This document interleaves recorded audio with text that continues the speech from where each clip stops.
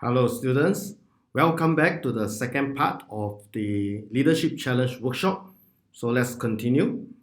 Let's continue this portion by understanding what exactly is this leadership challenge based on, right? So this workshop is actually based on the study of two researchers, James Couzes and Barry Posner, right? So what happened is that these two researchers, back in the 1980s, right? That was quite some many years ago. So in the 1981, 1982 period, they begin to investigate, right? So what do leaders do while operating at their personal best? Because earlier in the introduction, we mentioned that sometimes we exhibit leadership at our personal best. Sometimes we know that we actually didn't give our best, just want to clear a certain task.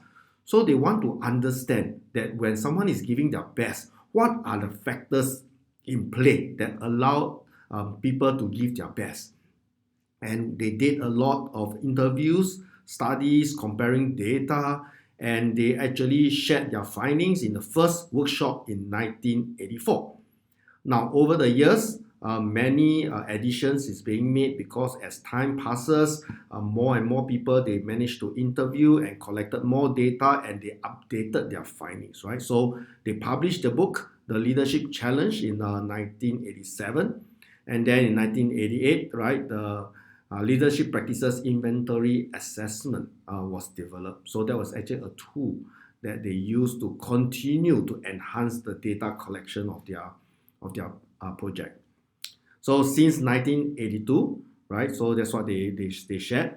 When we begin our research, we have been fortunate to hear and read stories of thousands of ordinary men and women who have led others to get extraordinary things done. Right? The stories we have collected are not from famous politicians or corporate CEOs who so often get the credit.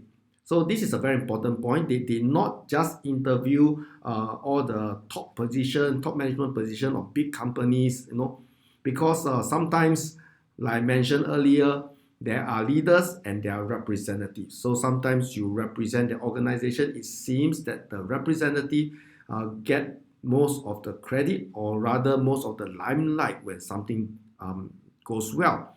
But other than the person who represent the group, the others also exhibit leadership, and they investigate and interview these others who are not in the limelight, and that allow them to actually get really, really robust data on what leadership is really all about, right? So here they claim is they are not from the media celebrities, no, okay, not celebrities or legendary entrepreneurs, right? So these are not their targeted people. They are targeted at people just like you and me, right? The people we are studied are your neighbors, your colleagues, your friends, everyday people that we see, all the time, because they recognize that even ordinary folks like us can exhibit good leadership, and from there we actually grow and develop. And someday, I'm sure many of you right now listening to the workshop will go on to achieve great things when you are able to apply these skills in your life.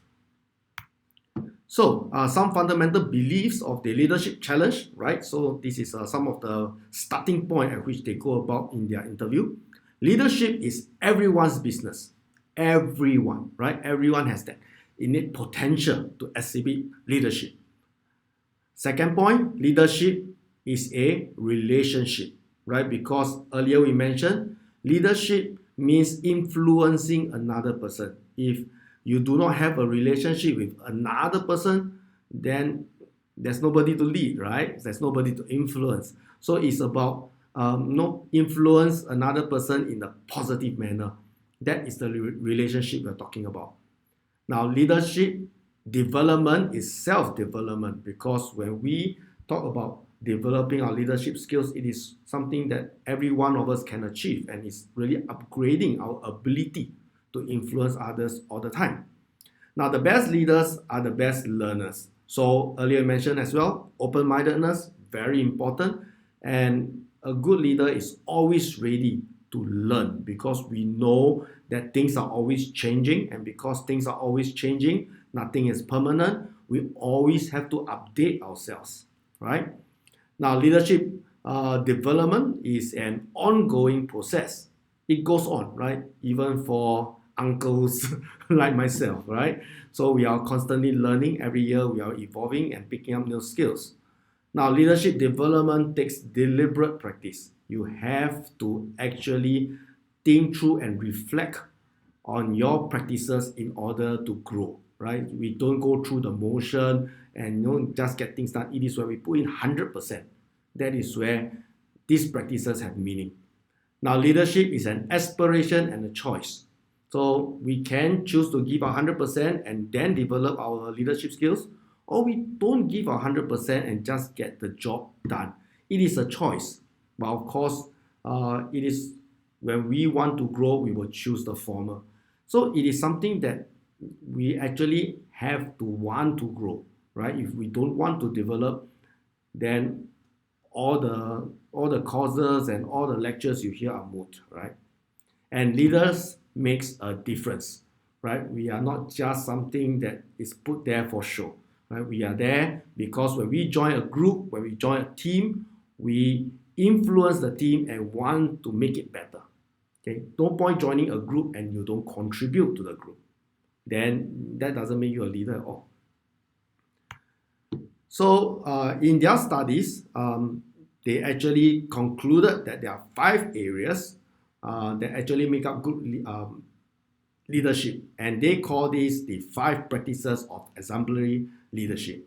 So just to summarize for you, the 5 points that is distilled from all their studies and data collection is: number 1, leaders, they model the way, right? They model the way.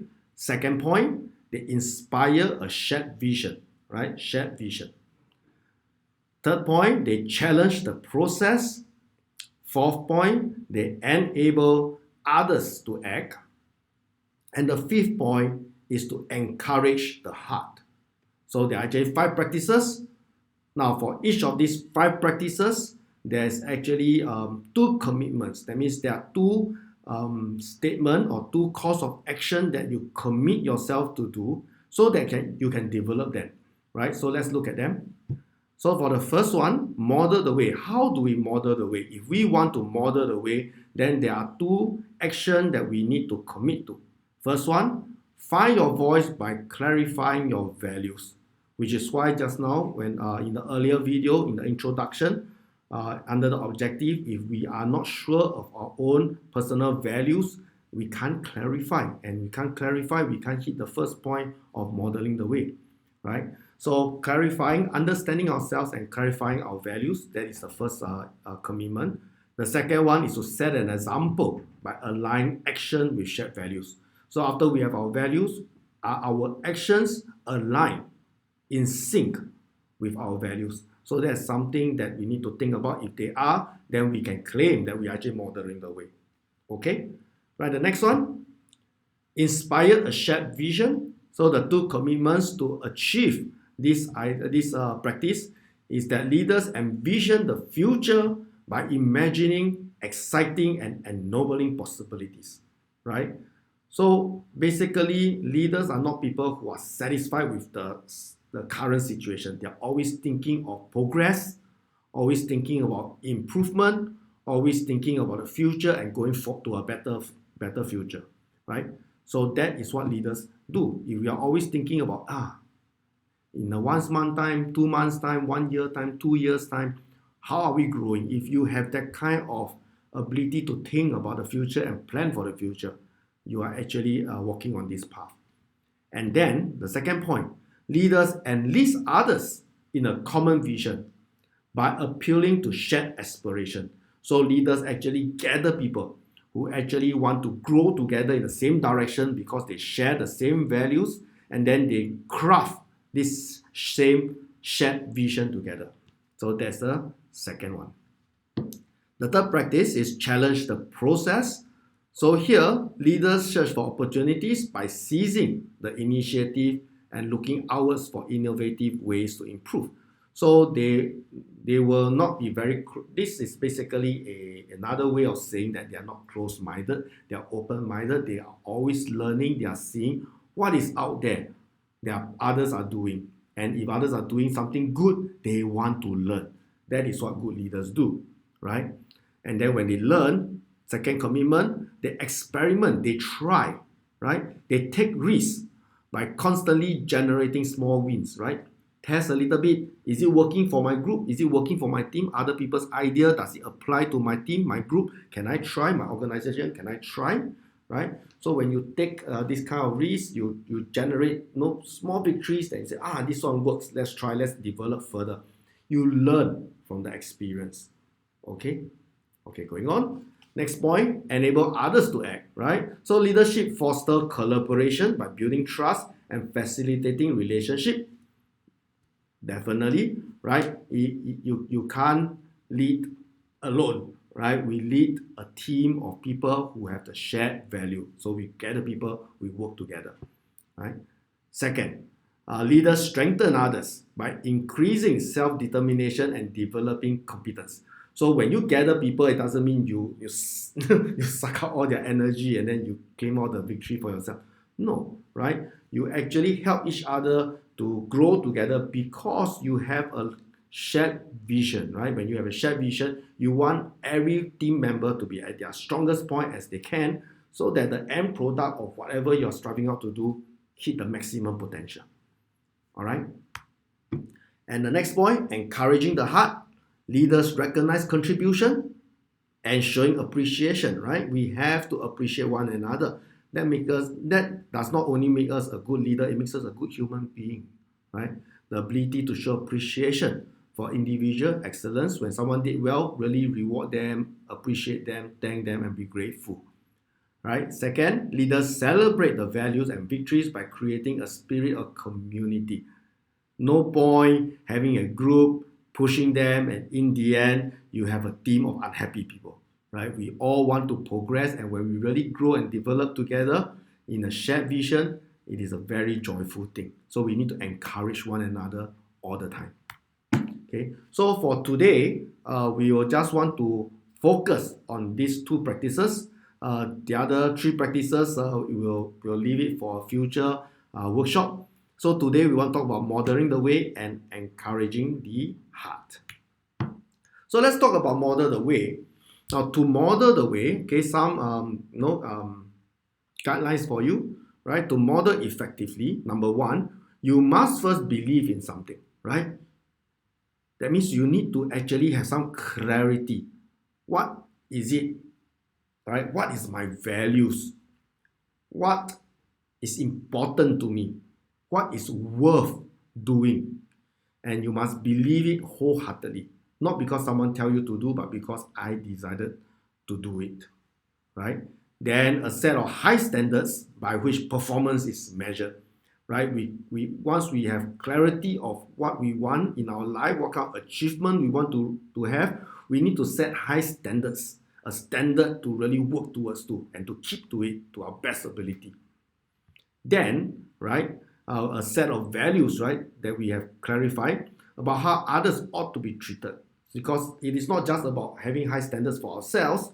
After we have high standards for ourselves, we know since what is important, what is not important, then we can actually communicate this to others. So eloquent speeches about your personal values are not enough, right? It's not just about making good speeches. Leaders stand up for their belief. They show it. They don't tell it. They don't show their value. They don't just tell their value, they also show it, right? So let me say that again properly.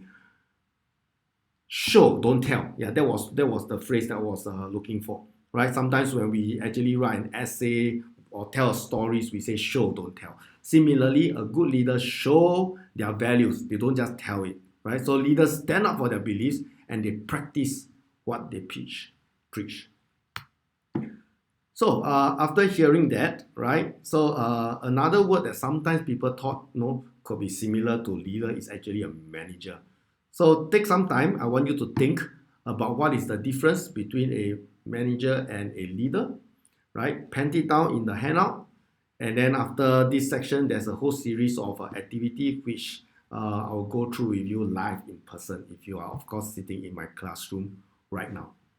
Okay, see you soon.